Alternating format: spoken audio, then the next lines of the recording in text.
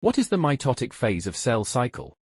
The M phase, or mitotic phase, is the portion of the cell cycle where a cell divides to form two new daughter cells. It's a critical stage in the process of cell division, ensuring the accurate splitting of genetic material and cell components. Phases of mitotic phase. The mitotic phase includes two key parts: mitosis, which is the division of the nucleus; cytokinesis, which is the division of the cytoplasm. Let's break them down further. Mitosis, the phase of division of nucleus. Mitosis is made up of four stages: prophase, metaphase, anaphase, and telophase. During this process, the duplicated chromosomes are separated into two new nuclei.